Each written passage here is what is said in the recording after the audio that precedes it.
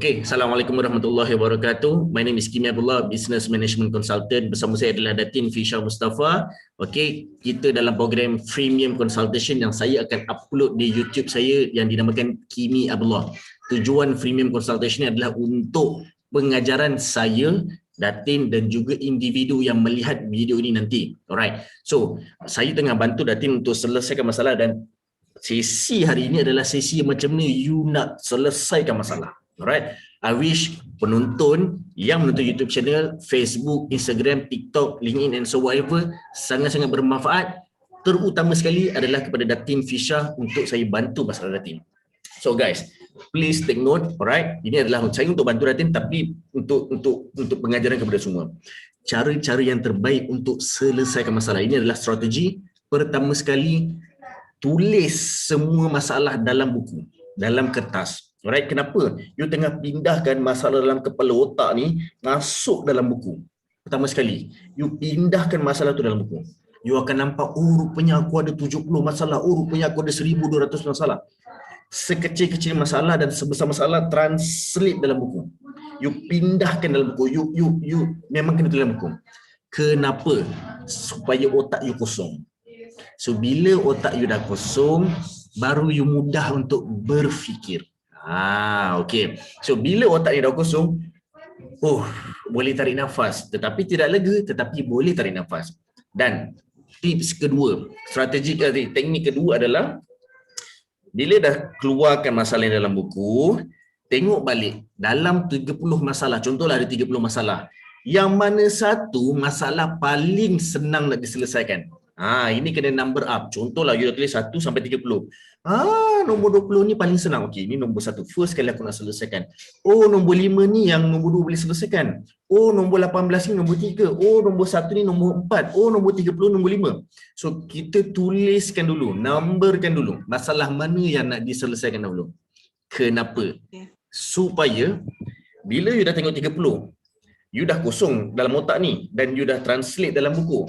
So bila dalam buku ni you akan macam, okey, ada kerja nak kena buat. So you selesaikan mana yang mudah supaya kerja tu makin lama makin kecil, makin dah tak banyak. So tinggallah dah selesaikan 1 sampailah 18. Okey, 1 sampai 18 ni kita ini paling mudah. Bila you tahu ini paling mudah, you kena letak KPI. Nombor 3 letak KPI. KPI ni apa? Key Performance Indicator. Atau nama lain dia kena ada struktur. Nak siap hari apa? Berapa hari bulan? Pukul berapa? Okey. Siapa yang nak selesaikan? Mungkin this one aku boleh buat seorang ni. This one aku perlukan tak apa, yang ni aku boleh buat seorang. 1 sampai 6 ni boleh buat seorang. Kemudian 7 sampai 12 ni, 7 sampai 18 ni boleh minta tolong PA atau anak untuk support. Ini perlukan berdua.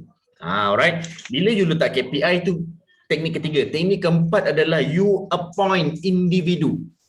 Yang ni tak perlu ni. Ni aku boleh buat seorang ni, kerja senang je. Okay. So nombor 4 ni appoint. Okay. Yang ni aku buat seorang, yang ni aku buat dengan anak aku, yang ni aku buat dengan staff aku. Yang ni kena bantuan expert ni. Tak apa, kita tulis dulu. Expert, yang ni perlukan bantuan partner, yang ni perlukan bantuan consultant. Sebab you tak tahu yang masalah, jadi masalah you tak tahu nak selesaikan. Just tulis dulu kemungkinan. Nombor 4 adalah appoint person in charge. Nombor 4 ni. Alright, individu yang sesuai. Nombor 5. Nombor 5, you kena indicate nak selesaikan masalah ni perlukan duit atau tidak. Ada setengah masalah perlukan duit untuk diselesaikan. Alright, macam masalah Datin memang perlukan duit untuk diselesaikan. Tetapi saya percaya ada masalah lain yang tak perlukan duit. Contohlah, Datin, you are not into technology. Datin tak biasa dengan teknologi. Like email, social media, you tak berapa power. Tapi, you boleh tengok YouTube untuk memahami benda tu. You boleh Google untuk memahami benda tu. So, benda tu boleh seorang-seorang. Okay. Tetapi, ingat, you ada timing. You ada jangka masa. Sebab bila buat seorang-seorang, kebiasaannya akan banyak buang masa. Tak apalah kita survey ni dulu. Tak apalah kita tengok video ni dulu. Tak apa. Jadi buang masa. Masalah lagi lah tak settle sebab kenapa? Dia dah makan hari. Lama-lama you dah penat. You exhausted. You dah tak larat. Right? So, kenapa timing ni penting? Supaya you selesaikan segera. Kalau saya tengok kat sini ada 18 masalah yang senang.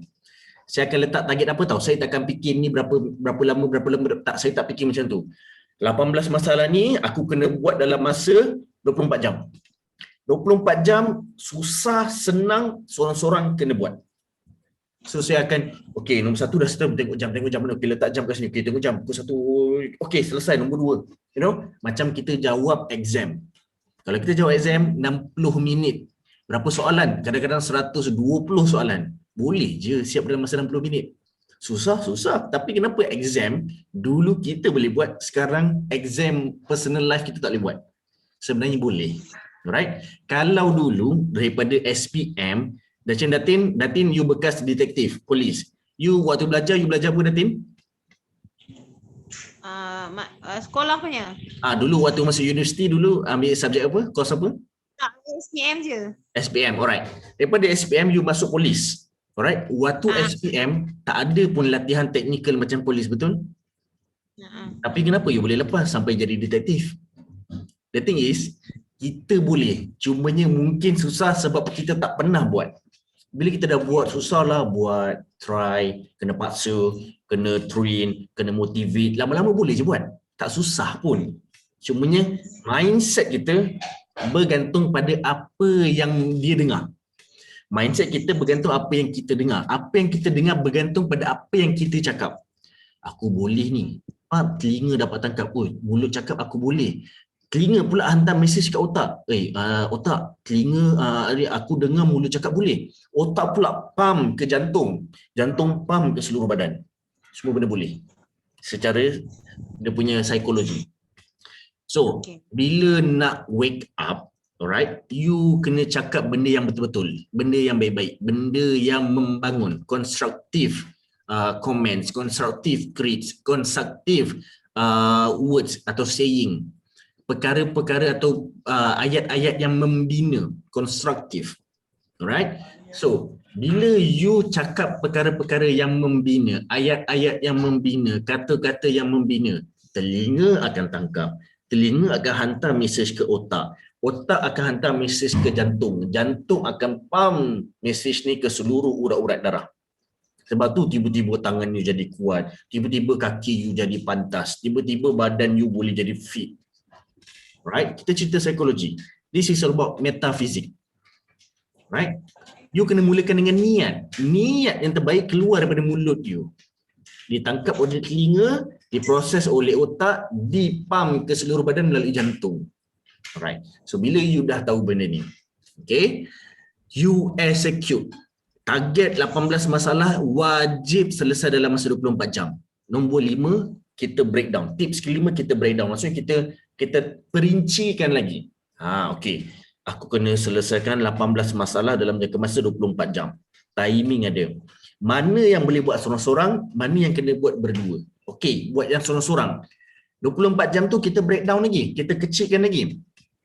Okey, yang seorang-seorang ni boleh dalam 12 perkara ni boleh seorang-seorang selesaikan. Okey, berapa jam yang you ada? Okey, aku letak 5 jam je lah. Rasanya boleh ni. Alright. Tapi 5 jam macam tak praktikal. Okey. You bergantung pada kemampuannya. This one. Alright. Tetapi janganlah cakap, aku rasa mampu 3 bulan ni. Memang takkan selesai. Alright. Kalau you cakap 24 jam tak boleh, trust me, sampai mati pun tak boleh. Sebab kenapa? Ingat mulut kita yang penting yang membuatkan badan kita boleh berfungsi. Cakap yang baik-baik. 24 jam boleh. Okey, sekarang ni seorang, berdua. Okey, kalau seorang ni mulut kena cakap baik-baik ni, 5 jam siap. Walaupun you tahu kadang-kadang macam boleh ke 5 jam, you know? Cakap yang elok, 5 jam kena siap. Okey, pump, otak semua hantar mesej kat badan. Okey, 5 jam. Terus laju, buat. Jangan fikir. Dan cara yang terbaik untuk you keluar daripada tak keluar? Tak dengar, Datin? Baik. Mikrofon okey je? Okey. You punya baru dengar suara. Okey, my voice okey? Okey, baru kuat sikit suara you. Sekarang okey suara saya? Hello? Dia jadi macam slow. Kenapa? My voice slow. You voice slow. Okay. Sorry. Sebab tadi ada call masuk kat handphone I takut ada problem. Yes. Bila phone call masuk, dia akan putuskan internet sekejap. Okay. Okay. Alright. Dia dah bising dia. Okay.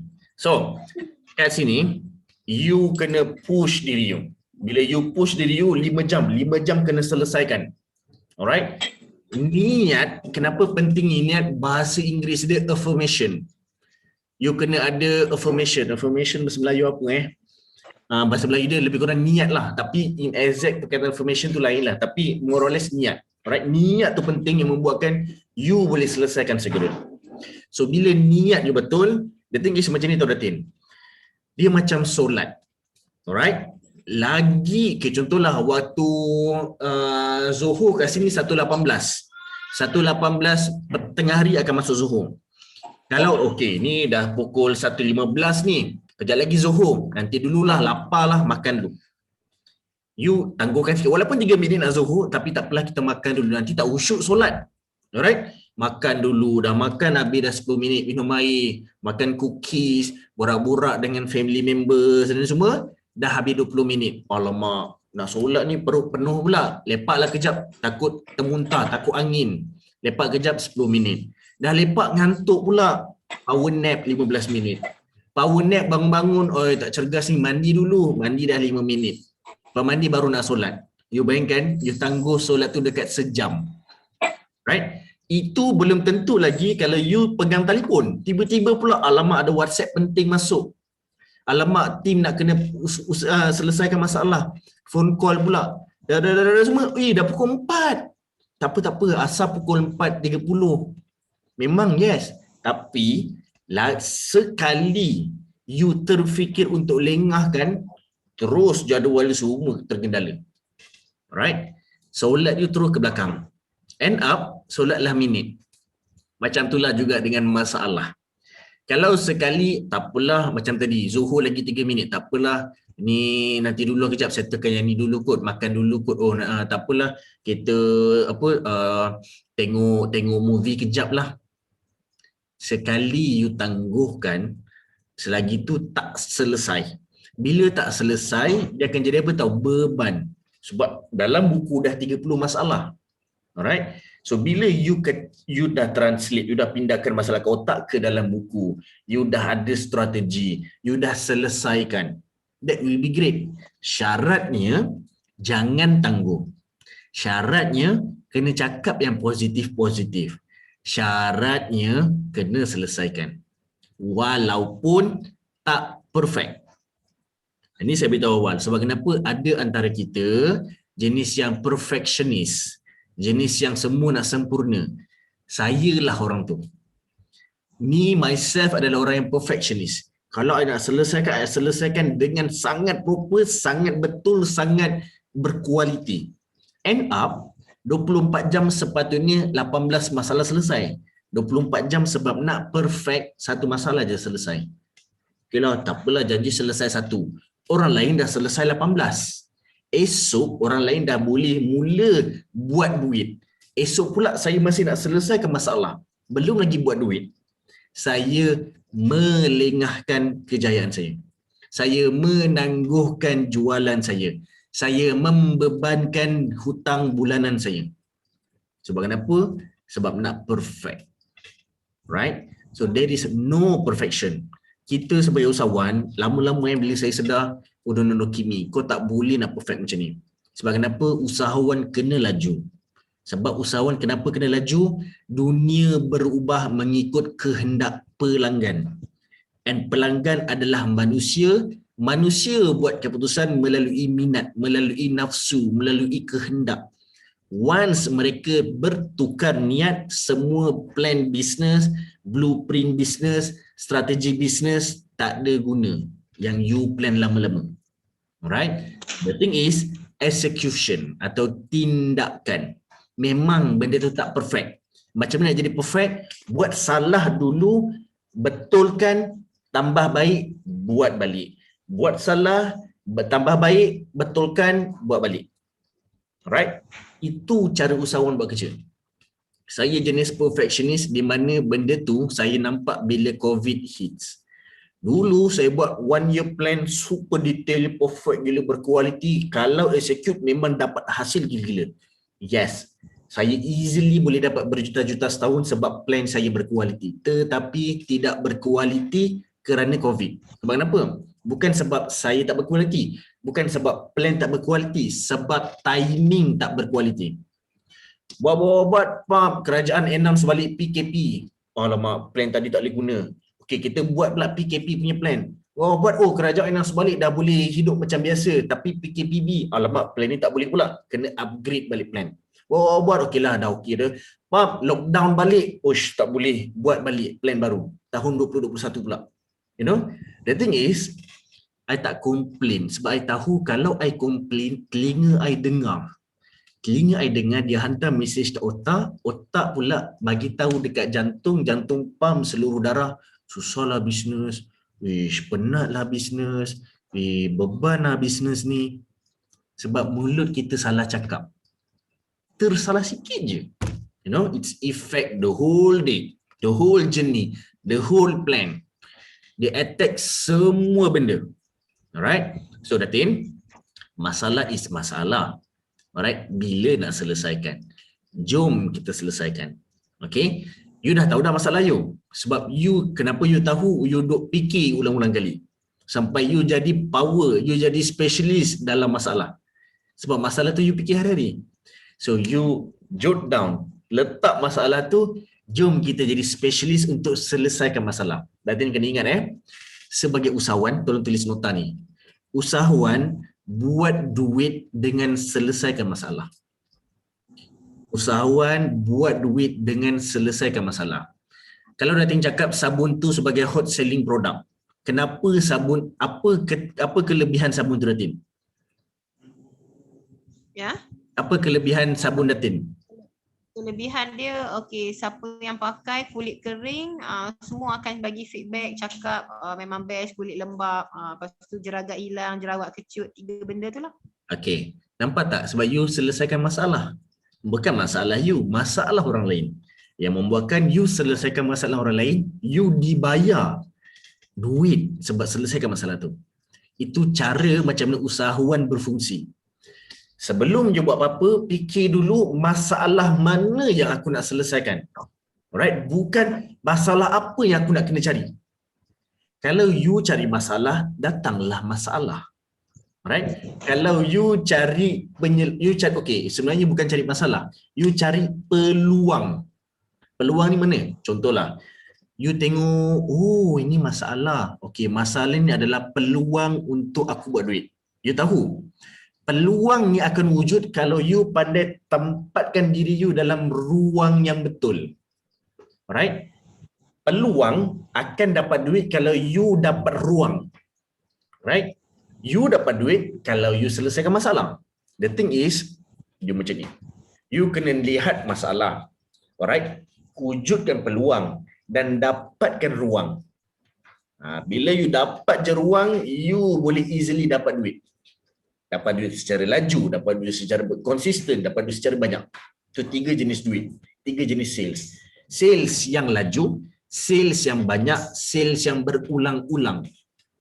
Selalu saya akan ingat benda tu, termasuklah semua staff-staff saya, semua student saya, semua saya punya klien, saya akan cakap perkara yang sama.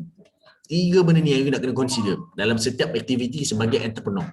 Kalau you buat benda ni, laju tak sales you? Kalau you buat macam ni, banyak tak sales you? Kalau you buat macam tu pula, berulang-ulang tak sales you? Alright, so now, tu dah cerita sales lah. Kita nak cerita macam nak selesaikan masalah. So, bila nak selesaikan masalah ni adalah pada macam mana you memandang masalah tu. Alright, you jangan pandang masalah sebagai beban. You kena pandang masalah sebagai peluang. Peluang di mana kalau you dapat selesaikan masalah ni, you dapat peluang untuk duduk di dalam ruang membuat duit. Alright. So, sekarang ni selesaikan masalah Datin dulu. I believe you ada few problems related to personal, related to business. About personal, to be frank, Jarang orang boleh bantu you. Kecuali ada 3 pihak boleh bantu you. Pertama, diri sendiri. Alright? Masalah personal ada 3 ruang yang boleh selesaikan you. Pertama adalah diri sendiri. Alright? Kedua adalah melalui you punya doa, melalui agama. Melalui doa, melalui sujud, melalui hadis, Al-Quran, sunnah and so on. Alright? Yang ketiga melalui counselling atau motivation. You perlukan individu untuk support you. Alright? Contoh siapa? Syari'i lawyer. Syari'i ni bukan tentang rumah tangga je, dia tentang diri you juga. Stress management, problem solving, right? You nak selesaikan masalah, counselling. Itu peguam syari'i boleh bantu, atau counselor. Ni personal. Kalau bisnes, you boleh jadi dapatkan penyelesaian pada 1, ilmu. Alright? Nombor 2, mentor. Alright? Nombor 3, guru atau trainer. Mentor dengan guru, apa beza dia? Guru atau trainer dia one time je. Bergantung pada projek, bergantung pada program. Alright? Mentor ni yang jangka masa panjang. Contohlah setahun. Dia bantu you 24 hours. Sebab kenapa jangka masa panjang? Dia tahu you punya kedudukan sekarang sampailah akan datang. Dia ada deadline dia. Ini nak kena dapat apa, ini nak kena jadi apa, ini nak kena macam mana, ini nak kena besar macam ni, ini nak kena laju macam ni. Semua dah ada dah. Ini mentor yang jaga. Right? Basically, itulah tujuan CEO coaching program. Program premium saya. Kita kawal individu ni. Right? Macam tadi phone call, macam tadi sebelum ada delay program dengan you. Kita tengah bantu kita punya participant yang dalam program coaching. Tuan Kimi, saya nak kena macam ni. Coach, apa nak kena buat sekarang? Coach, dia dah bagi feedback macam ni. Apa nak kena cakap? Semua saya bantu. Sebab kenapa? Itulah tujuan mentor. Sebutir-sebutir dia nak kena bantu. Right? Tapi mentor ni, to be frank, tak ramai orang nampak benda ni. Kelebihan mentor, kekuatan mentor, kenapa penting mentor, kenapa perlu ada mentor and so on. Alright? So, bila you dah dapat untuk bisnes, 1 adalah ilmu, kedua melalui trainer atau guru. Alright? Ilmu ni you boleh cari sendiri. Guru ni you boleh macam free class, you berbayar but one time. Mentor untuk jangka masa panjang. Apa lagi? Sistem. Ni dalam bisnes. You wajib ada sistem. Kalau tak ada sistem, memang you penat. Tak ada sistem boleh je bisnes you berkembang, tapi penat gila. Satu penat gila, satu susah gila, satunya memang rugi gila. Kenapa gila? I bagi hyperbola supaya Datin faham kenapa pentingnya sistem. Right? Nombor 5, you perlukan manusia dalam bisnes. Right? Manusia sebagai staff, sebagai agent, sebagai klien, sebagai consultant. Ini manusia ni bantu untuk kembangkan lagi bisnes you. Lajukan lagi bisnes you. Kuatkan lagi bisnes you. Establish. Right? So, ini adalah untuk bisnes. So, now Datin, you kena tahu dulu masalah you dan ikut prosedur atau proses yang macam saya nyatakan tadi. Boleh? Right. Setakat ni Datin ada soalan tak? Okay, so first thing I akan list down kan lah I punya problem semua kan. So I akan cerita dulu benda yang remeh-temeh yang sepatutnya I boleh buat sendiri untuk berdikari. I dah kena keluar daripada hidup yang kebergantungan. Okay. I dah kena keluar daripada hidup ratu-ratu. Kan dah kena. Itulah. So cuma I nak tanya Tuan Kimi lah. Macam mana I nak cakap. Okay.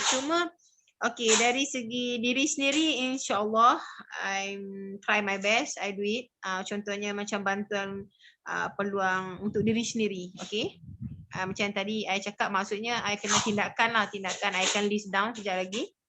And then Allahumma salli Muhammad, okay, diri sendiri, doa, counselling, motivation, okay. Hari ni pun I dah dapat motivation daripada you. Macam I kata dengan you tadi lah, I need something yang boleh bagi I bangkit kan. So, Allahumma salli Muhammad. Sebenarnya I kena, maksudnya I faham lah untuk diri sendiri. Now I ada tanggungjawab untuk I punya jemaah. So I kena rawat diri I sendiri untuk bangkit, wake up, alright. So untuk bisnes, ilmu, mentor, guru, trainer, semua tu okay. InsyaAllah I do my best. Memang I perlukan pun sebab tu IPM Tuan Kimi. Okay, Right. sebab rasa macam ni lah, sebab pada I satu istimewa because of you ni, you add friend I, you sudi berkawan and then you sudi komen, maksudnya you bukan kategori seorang yang ego walaupun sebagai mentor lah. Sebab itu di pengalaman I berkawan, bercampur dengan orang lah kan. So kerendahan jiwa tu ada pada you sebagai seorang guru. So maksudnya seorang guru ni bila dia rendahkan diri tu maksudnya dia layak sebagai guru lah kan. So okay, so cuma I confuse for saya punya part lah. Okay, dari segi sistem, dari segi manusia, untuk I sekarang ni masalah structure business balik. Sebab I tidak ada pengalaman tu untuk structure business. Okay, so sekarang ni I ada masalah ni sistem, manusia, and then for team apa benda yang kena buat dulu. 3 benda ni yang I nak, tak tahu macam mana nak mula. Okay, so boleh saya bagi satu lagi tips untuk wrap up saya punya sharing tadi? Okay, boleh. Alright, sebelum saya jawab soalan Datin. Pertama sekali adalah 3 kelompok yang you perlukan. Alright, 3 kelompok untuk you perlukan dari segi personal development dan juga business development. Pembangunan peribadi atau pembangunan bisnes. 3 perkara yang you, 3 kelompok yang you perlukan. Pertama adalah the followers. The followers ni basically mereka akan follow, mereka akan mengiyakan, mereka akan support you punya mental. Right? Nombor 2 adalah the supporters. The supporters ni adalah orang atau kelompok manusia yang akan support dari segi fizikal you. Physically macam mana? Dialah supporters, iaitu dialah klien yang membeli. Dialah ahli keluarga yang susah senang bantu you. Mereka lah staff atau ejen yang akan selalu di belakang you. The supporters. Nombor 3 yang you perlukan adalah the haters. Pembenci. Bukan you cari siapa nak benci aku. Tak. You tak cari pun akan ada yang tiba-tiba benci you. Normal. Alright, the haters ni kategori, mereka ni adalah minyak untuk naikkan emosi you. Itulah nama dia kebengangan. Benganglah aku dengan kau. Kau tunggu aku balas. Balas macam mana? Bukan dia pergi tumbuk dia, bukan dia pergi saman dia, bukan dia pergi hentam dia, tak. Balas dengan menunjukkan kejayaan untuk counter balik apa yang dia cakap. Kau cakap dulu aku salah kan? Now aku buktikan cara aku sebenarnya betul. Cuma unik. Alright, so you tunjukkan melalui kebengangan tu. You perlukan the haters. Dan bila cerita 3 perkara ni, you kena ada expectation. You kena ada expectation, you kena ada apa expectation sebenarnya you? You kena tahu apa yang you patut dapat. Bila duduk dalam kelompok-kelompok manusia, ada 3 jenis kelompok dalam satu komuniti. Contohlah dalam ejen you. Sekarang Datin, ejen you ada berapa ramai? Sekarang ni hari tu masa mula-mula dulu masa hilang tu ada 50 orang, sekarang ni macam dalam 200 orang lah. Come again? 200. Alright. Sebelum ni berapa ribu? 14,000. 14,000. Daripada 14,000 jadi 200. Betul? 300. 14,000 jadi 50. 50 naik 200. Okay. You bayangkan Datin, itu flow you. Tapi you kena ingat dalam 14,000 dulu, ada 1/3 yang akan sokong you gila-gila. Whatever you do, whatever you decide, whatever you ask, apa benda yang you cakap sekalipun dia akan sokong. Walaupun benda tu tak berapa best. Ini kelompok 1/3 yang akan mengiyakan. Kelompok 1/3 lagi akan jadi kelompok lalang. Kadang-kadang ya, kadang-kadang tidak. Untuk you punya cakap hari ini saya sokong. Tiba-tiba esok dah tak sokong. Ya, memang ada kelompok ni. 1/3 yang sokong, 1/3 yang lalang. 1/3 yang membenci. You sedekah pun dia benci, you buat baik pun dia benci, you tak buat baik, you buat jahat pun dia benci. Memang ada macam ni. Dalam kelompok ejen you ada, dalam kelompok jiran ada, dalam kelompok family ada, dalam kelompok bisnes ada. Semua tetap ada. Mana-mana kelompok Ini nama dia community rules. Memang ada. Sebab kenapa saya beritahu ni, saya nak you manage expectation. You kawal perasaan you kawal minda you. Mana-mana aku pergi pun memang ada kelompok macam ni. Kenapa? Pertama, you dah aware, you dah sedar. Nombor dua, you dah tahu. You ada ilmu. Nombor tiga, you boleh kawal perasaan. Aku dah agak dah pasal get ready. Aku dah agak dah pasal diorang tak sokong. Kita apa? Okay. So sebab kenapa? You dah ready. Alright? Saya pun dah ready. Kalau diorang dah benci macam contohlah, saya buat baik ni. Alah Kimi, show off lah tu. Okay, so macam tak apalah. Mungkin sorry lah, mungkin salah kot cara saya sampaikan benda tu. Just cakap benda yang mengiyakan, menyedapkan hati dia. Padahal kita tahu 1/3 tu memang mereka, kelompok ni. Alright? You dah tahu wrap up macam mana kita nak finalize, nak summary-kan dia melalui 3 perkara. The followers, the supporters, the haters. Tapi the haters ni, kenapa wujudnya the haters? Ada 3 kelompok. Kelompok yang memang mengiyakan, kelompok yang lalang, kelompok yang membenci. Normal. Alright. So, untuk benda ni, selesai dah, Tin?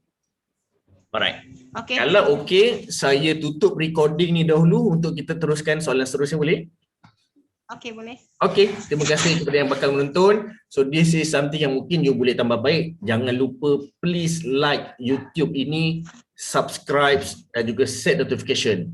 That will be great if you can share YouTube channel ni ke dalam WhatsApp group supaya orang lain juga dapat banyak manfaat dan you dapat pahala. Alright, terima kasih banyak. Assalamualaikum warahmatullahi wabarakatuh.